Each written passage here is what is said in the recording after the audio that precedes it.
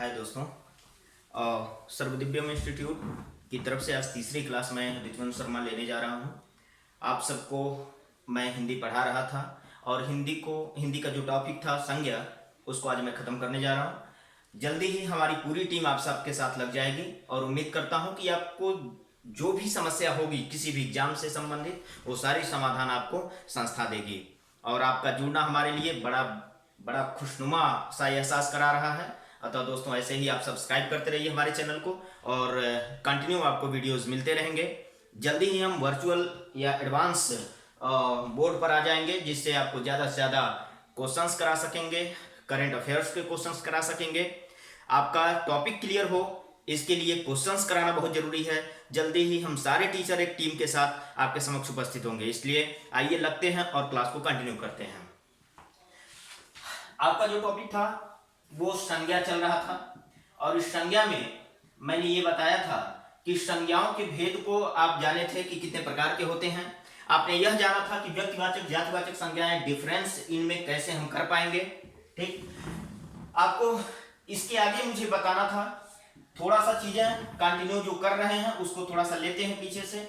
मैंने कहा था कि यदि व्यक्तिवाचक संज्ञा की आपको पहचान करनी है, व्यक्तिवाचक संज्ञा की पहचान करनी है, तो इसमें तीन चीजों को आपको ध्यान में रखना होगा। उसी तरह से जातिवाचक के लिए भी मैंने बताया था कि जातिवाचक संज्ञा की पहचान करनी है, तो इसके लिए भी आपको जातिवाचक संज्ञा के बारे में और बाकी व्यक्तिवाचक संज्ञा के बारे में आप आपस में डिफरेंसेस को समझना था। इसके आगे मैं आज समूहवाचक, द्रव्यवाचक और भाववाचक संज्ञाओं की बात करूंगा। ठीक, मैंने ये कहा था कि सिर्फ एक का बोध कराने वाला, अगर किसी एक का बोध करा रहा है, कोई भी नाम एक का बोध करा रहा है, तो वो क्या है? व्यक्तिवाचक। और यह एक का जो बोध है वह विशेष होगा, ये ध्यान रखिएगा। अगर एक विशेष का बोध करा रहा है कोई नाम, तो वो व्यक्तिवाचक संज्ञा है। किसी का पर्टिकुलर नाम, किसी देश का नाम, किसी नदी का नाम, किसी झील का नाम, किसी पहाड़ या पर्वत का नाम, हमारा आपका नाम, ठीक है, वो सब व्यक्तिवाचक संज्ञा के अंतर्गत आएंगे। दिनों के नाम ले लीजिए, जैसे रविवार की हम बात करें, सोमवार की बात करें, मंगलवार की बात करें, तो ये सब के सब जो होंगे वो व्यक्तिवाचक संज्ञाएं होंगी। महीनों के नाम ले लीजिए, जनवरी, फरवरी, मार्च, अप्रैल, चैत, वैशाख, ज्येष्ठ, आषाढ़, श्रावण, भाद्रपद, पार, कार्तिक, अगहन, पौष, माघ, फाल्गुन, ये सब के सब व्यक्तिवाचक संज्ञा होंगे। साथ ही साथ अगर इतिहास की कोई घटना है, जैसे कोई आंदोलन का नाम है असहयोग आंदोलन, किसी विद्रोह का नाम है पवना विद्रोह, किसी भी क्रांति का नाम है, वो सब के सब वो पर्टिकुलर नेम जो होंगे वो व्यक्तिवाचक संज्ञाएं होंगी। ठीक है, जैसे 1857 की क्रांति या 1857 का विद्रोह, ठीक है, जो भी कहते हैं, 1857 का आंदोलन आप कहते हैं, आंदोलन है, विद्रोह है, क्या है, वो तो इतिहास के टॉपिक में क्लियर होगा आपको। लेकिन अगर 1857 की बात कर रहा है, 1857 की क्रांति की बात कर रहा है, घटना की बात कर रहा है, ठीक है, किसी पर्टिकुलर आक्रमण की बात की जा रही है, किसी के द्वारा किसी युद्ध की बात की जा रही है, भले वह पानीपत का कई युद्ध हुआ हो, कोई फर्क नहीं पड़ता, लेकिन पानीपत का जो युद्ध है वो व्यक्तिगत तौर पर व्यक्तिवाचक संज्ञा मानी जाएगी। इसको भी आप ध्यान में रखेंगे। ठीक है, इसके अलावा आप देखेंगे कि जैसे समारोहों का नाम, उत्सवों का नाम, ऐतिहासिक युद्ध घटनाएं जो भी हैं, सब कुछ, सबका नाम क्या होगा? व्यक्तिवाचक संज्ञा होगा। चाहे असहयोग आंदोलन लिख दिया गया हो तो व्यक्तिवाचक संज्ञा है, लेकिन अगर आंदोलन लिखा गया हो, अगर केवल आंदोलन लिखा गया हो, तो आंदोलन एक नहीं अनेक होते हैं। मैं बार बार बात किया हूं कि एक अनेक पर काम करेंगे तो ये क्या होगा? आंदोलन जातिवाचक संज्ञा होगा। तो जातिवाचक संज्ञाओं में दो तीन चीज और जान लीजिए कि अगर रक्त संबंध है किसी का, अगर रक्त संबंधों की बात हम करते हैं, संबंध, अगर रक्त संबंध है तो भी ये क्या होंगे? जातिवाचक संज्ञाएं होंगे। जैसे पति, पत्नी, भाई, बहन, चाचा, मामा, काका, बेटा, कुछ भी है, ये सब क्या है?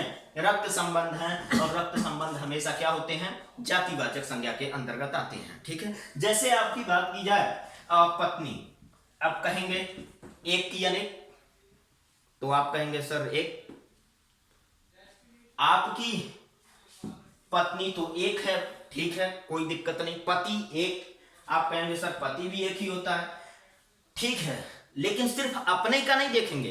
पत्नी आपकी एक हो सकती है, लेकिन सभी ऐसी महिलाएं, ऐसी लड़कियां जिनकी शादी हो गई है, वो सभी किसी न किसी की पत्नियां हैं।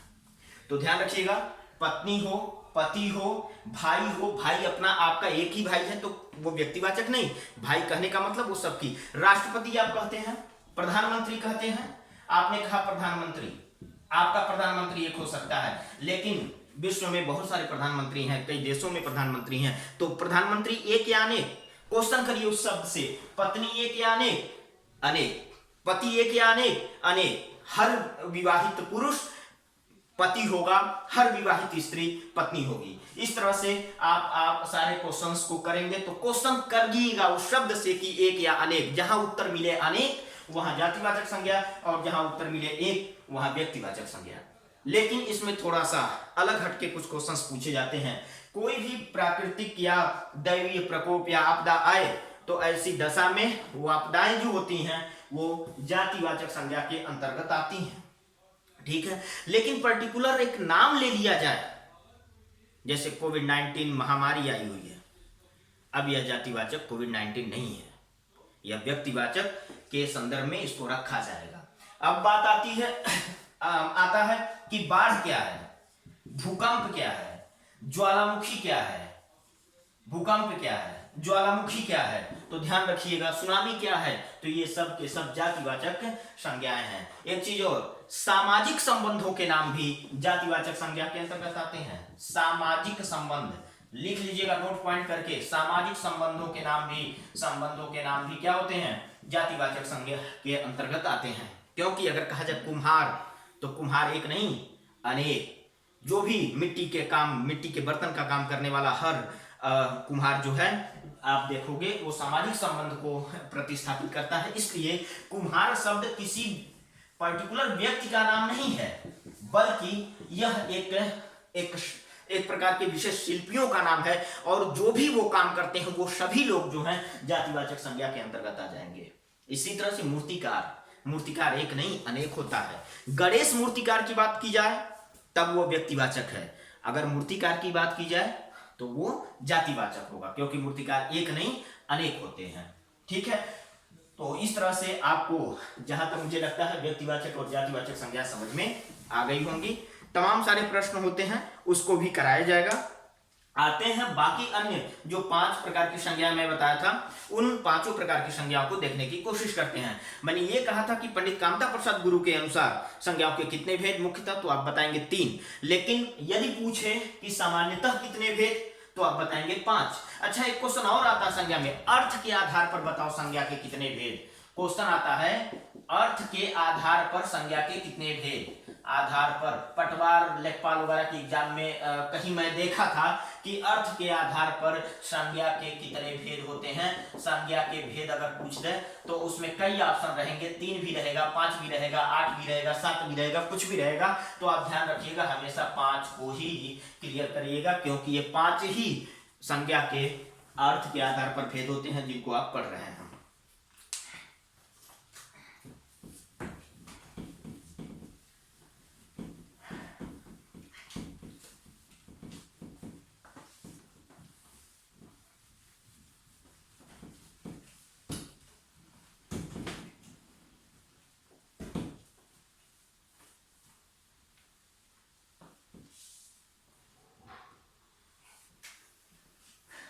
चलिए, अभी हम देख रहे थे जातिवाचक संज्ञा और व्यक्तिवाचक संज्ञा। अब हम देखेंगे कि यदि जातिवाचक संज्ञा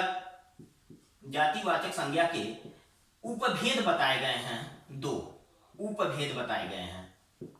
उपभेद, जातिवाचक संज्ञा के 2 उपभेद बताए गए हैं, ठीक। एक बताया गया है समूहवाचक संज्ञा, और दूसरा बताया गया है द्रव्यवाचक संज्ञा।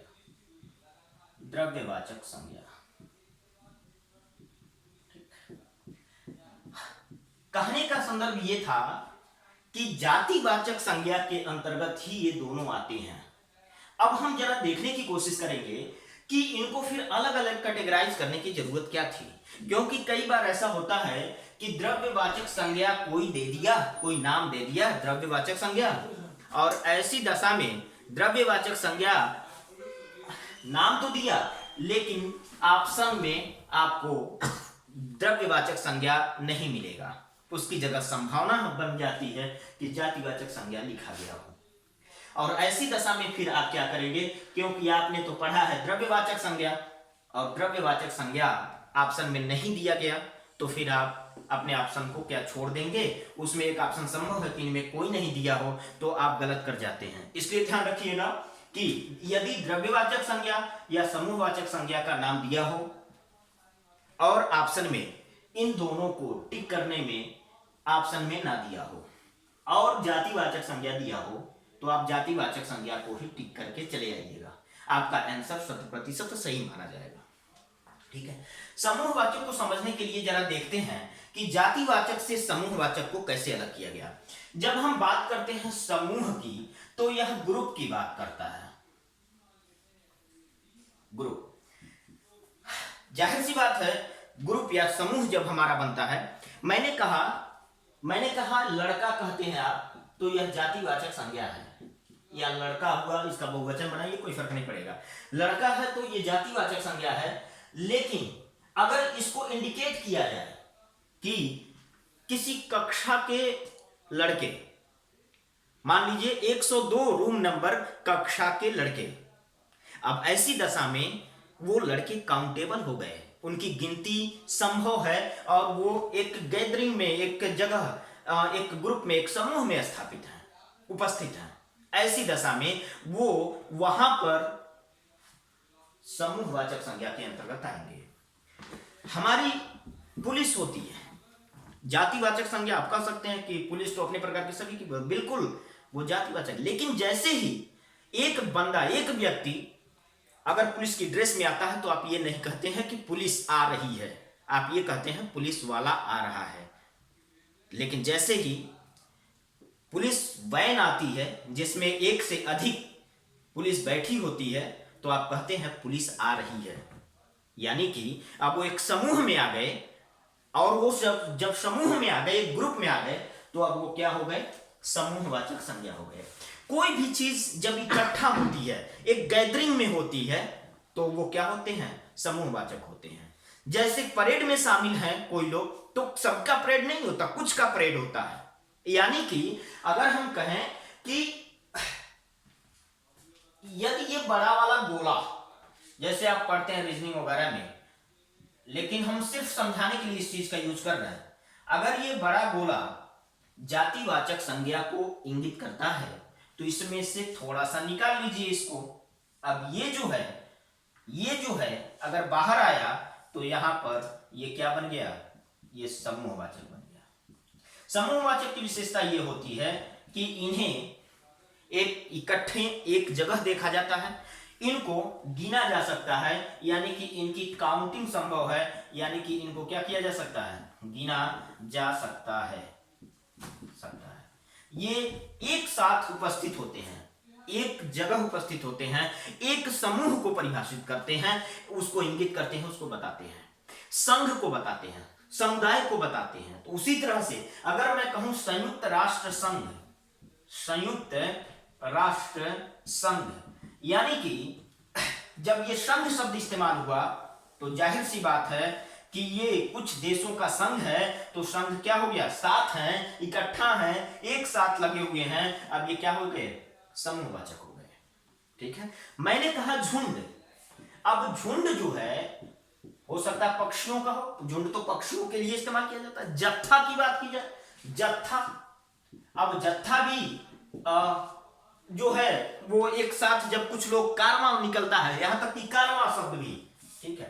अब जब एक साथ ये जत्था निकलता है, जैसे आजकल मजदूर बेचारे सड़कों पर इकट्ठा निकल करके आ रहे हैं, ठीक है, व्यापारियों का जत्था होता है, लोगों का कारवां होता है।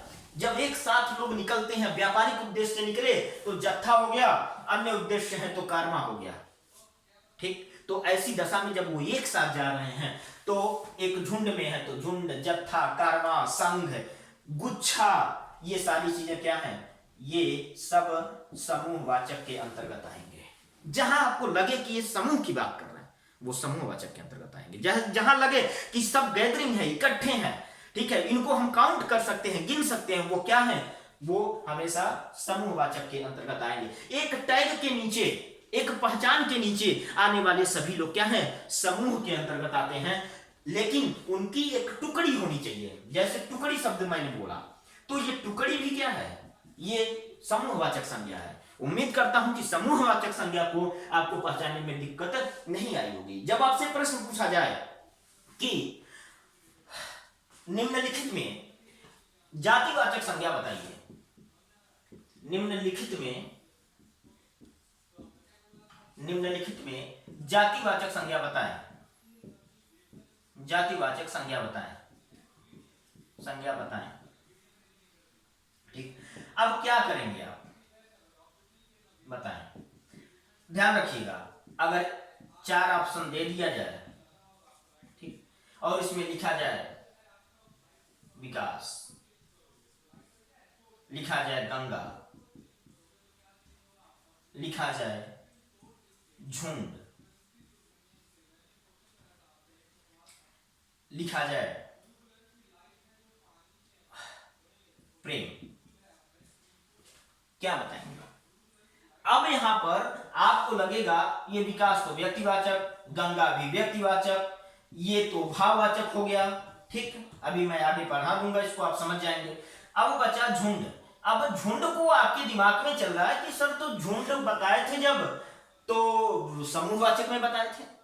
लेकिन ध्यान रखिएगा, मैंने कहा है कि ये जातिवाचक के उपभेद हैं। इसलिए अगर ऑप्शन में, विकल्पों में आपको समूहवाचक नहीं मिलता है, तो आपके पास जो ऑप्शन है, जो बच गया झुंड, ये क्या करेंगे? जातिवाचक के अंतर्गत आप इसको मान लेंगे।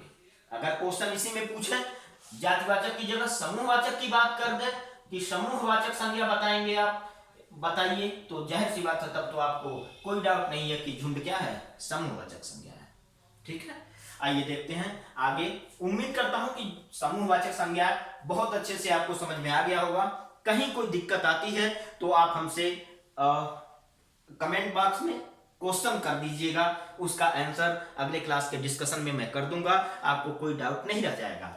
लेकिन बात वहां आती है कि यदि झुंड लिखा हो और यह कहे कि कौन सी झुंड में कौन सी संज्ञा है, और यहां पर option they they A B करके, सी डी करके, इसमें दोनों ऑप्शन रहे, एक रहे समूहवाचक और एक रहे जातिवाचक।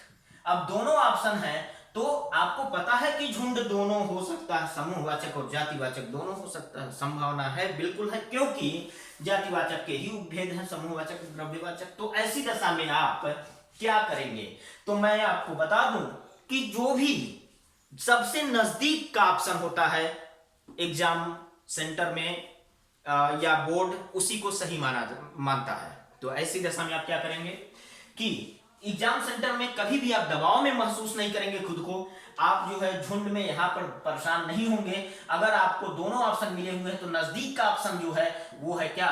समूहवाचक। जैसे आपके घर का एड्रेस पूछा जाता है तो आपको कहा जाता है आप भारत के किसी राज्य के किसी डिस्ट्रिक्ट में और उस डिस्ट्रिक्ट के पर्टिकुलर गांव में रहते हैं। ऑप्शन दिया है इंडिया, इंडिया में राज्य उत्तर प्रदेश, उत्तर प्रदेश में डिस्ट्रिक्ट गोरखपुर, और गोरखपुर में एक मोहल्ला है शक्तिनगर। अगर आप शक्तिनगर में रहते हैं और चारों ऑप्शन दिया हुआ है इंडिया, उत्तर प्रदेश, गोरखपुर और आपके शक्तिनगर मोहल्ले का नाम, आप कौन सा आंसर सही करेंगे? तो आप शक्तिनगर को सही करेंगे। ठीक उसी तरह से अगर दोनों ऑप्शन इसमें दे दिया हो, ठीक है, झुंड हो, जत्था हो, कारवां हो, सिपाही हो, सेना हो, सिपाही सेना, ये सब क्या है?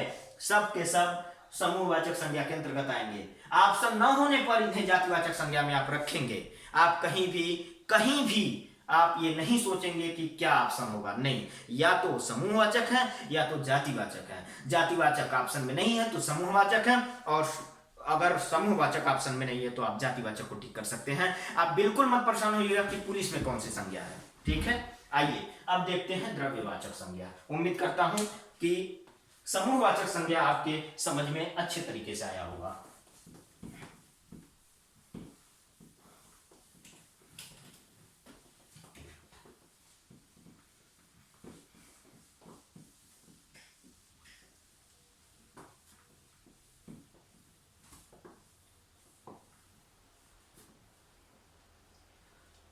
दोस्तों आपको मैंने बताया था अभी, समूहवाचक संज्ञा आपको क्लियर किया, और मैंने ये बोला कि समूहवाचक संज्ञाओं को गिना जा सकता, काउंट किया जा सकता है।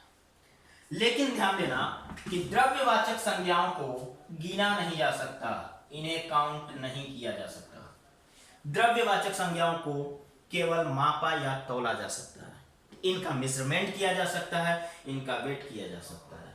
ठीक, यानी द्रव्यवाचक संज्ञाओं को मापा जा सकता है, इनको तौला जा सकता है, तौला जा सकता है।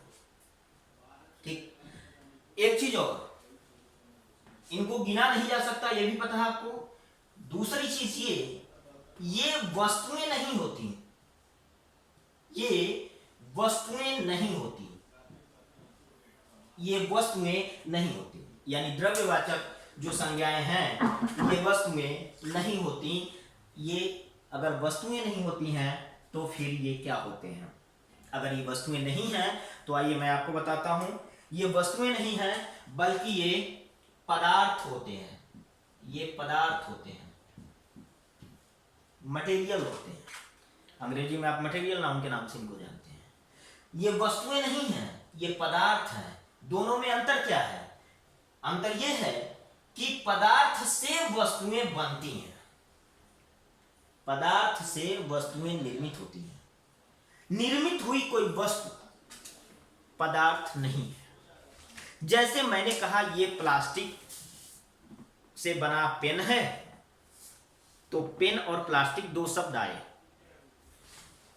अगर ये पेन है तो फिर ये जातिवाचक संज्ञा है। पेन अगर मैंने कहा तो जातिवाचक संज्ञा है।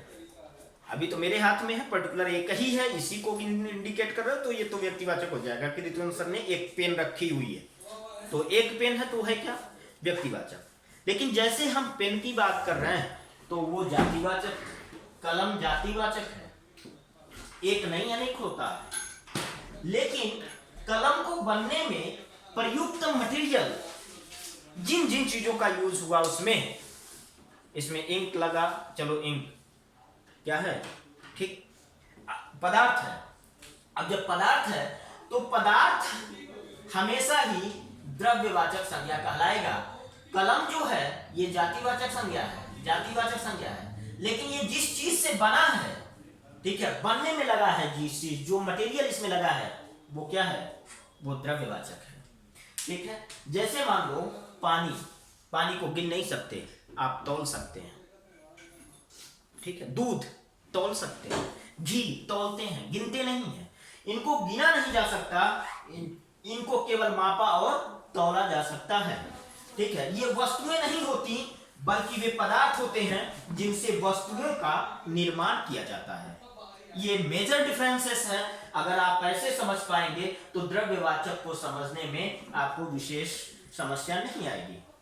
वहीं पर जैसे कोई भी बहने वाली चीज, इसमें एक चीज और ध्यान देना, जब आप द्रव्य कहते हैं तो ये मैटर यानी पदार्थ हो गए, मटेरियल हो गए। और आप फिजिक्स में पढ़ा होगा आपने कि जब द्रव्य की बात करते हैं तो द्रव्य जो होता है, द्रव्य वह ठोस, द्रव और गैस तीनों रूपों में हो सकता है। वह ठोस भी हो सकता है, द्रव लिक्विड हो सकता है, और गैस तीनों रूपों में हो सकता है। तो कई बार आपसे पूछा जाता है सर ऑक्सीजन क्या है, नाइट्रोजन क्या है, तो आप क्वेश्चन करते हैं सर नाइट्रोजन एक की अनेक। अब क्वेश्चन, अब उसके अणुओं की बात नहीं कर रहा हूं। ऑक्सीजन एक गैस है, नाइट्रोजन एक गैस है, लेकिन उसको गिना नहीं जाता।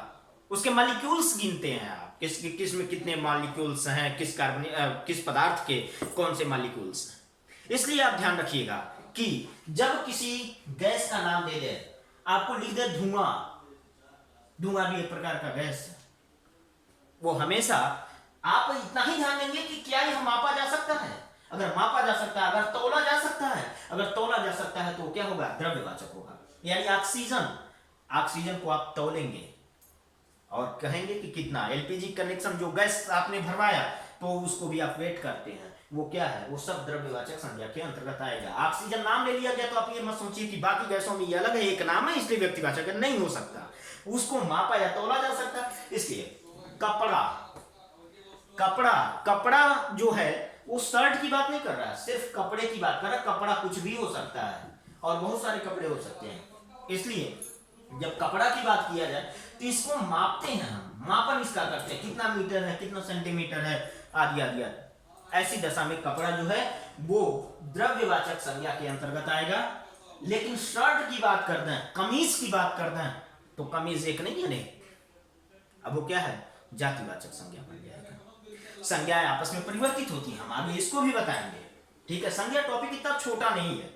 लोग सोचते हैं कि बस सर आए जादू कर दें, नहीं, जादू नहीं होगा। जादू तब होगा जब कॉन्सेप्ट आप समझ पाएंगे। ठीक है, तो ऐसी दशा में द्रव्यवाचक संज्ञा को समझने के लिए आप इनका मेजरमेंट कर सकते हैं, इनका वेट कर सकते हैं, और जिनको नहीं कर सकते वो कभी भी द्रव्यवाचक संज्ञा के अंतर्गत नहीं आएंगे।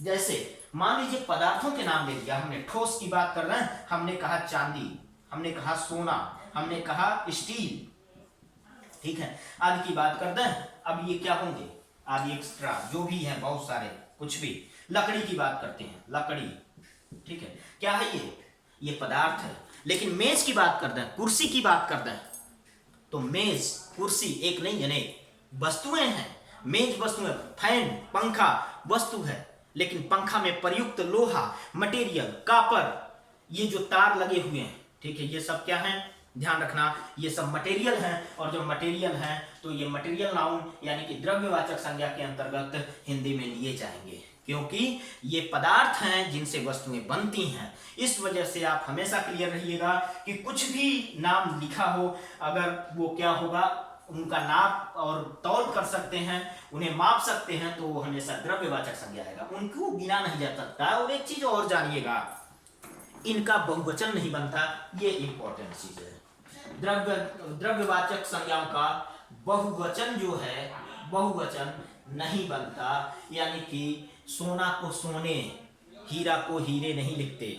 वो प्रयोग है, प्रायोगिक आधार पर मैं बताऊंगा कि कहाँ अशुद्धियां हैं और कैसे उसका यूज करते हैं। तो दो चीजें आज के टॉपिक में आपको समझ में आया होगा कि आपको समूहवाचक और द्रव्यवाचक संज्ञा में क्या डिफरेंस है, आप इसको कैसे करेंगे। एक क्वेश्चन आया वर्षा और जल लिखा हुआ था, ऑप्शन ए बी में, सी डी भी ऑप्शंस थे और भी ऑप्शन थे, और क्वेश्चन लिखा था, ठीक है, और जो ऑप्शन था वो कुछ भी लिख सकते हैं आप, गंगा लिख लीजिए, ठीक, आप लड़के लिख लीजिए या लड़का, कुछ भी लिखिए। अब क्वेश्चन पूछा कि आप द्रव्यवाचक संज्ञा बताइए, द्रव्यवाचक संज्ञा कौन है इसमें कई लोगों को लगा कि सर वर्षा को तो मापा जाता है, ठीक है, तो वर्षा क्या होना चाहिए, ये भी द्रव्यवाचक होना चाहिए, और जल तो द्रव्यवाचक है भी, ये भी द्रव्यवाचक नहीं। मैंने कहा कि इन सब पर ध्यान दीजिए, मापा या तौला जा सकता है, गिना नहीं जा सकता, ध्यान रखिएगा इसको, ठीक है। अब बात करते हैं, ठीक है, दूसरी चीज, ये क्या होती हैं, ये पदार्थ होते हैं, ये वस्तुएं नहीं होती, ठीक है। तो आप वर्षा को वस्तु वगैरह कैसे मान लेंगे, ठीक है, ध्यान रखिएगा। जल है, यह द्रव के रूप में आता है, ठीक है। वर्षा न तो ठोस का नाम है, न तो द्रव का नाम है, न गैस का नाम है। वर्षा एक प्रकृति के द्वारा की जाने वाली क्रिया है, ठीक है। इस वजह से वर्षा उस क्रिया को, उस एक प्रक्रिया जो वायुमंडल में घटित हुई उसको कहते हैं, इस पानी के बरसने को वर्षा कहते हैं, ठीक है। इस वजह से इसको हम द्रव्यवाचक संज्ञा के अंतर्गत नहीं लेकर के जल को ही द्रव्यवाचक संज्ञा के अंतर्गत लेंगे।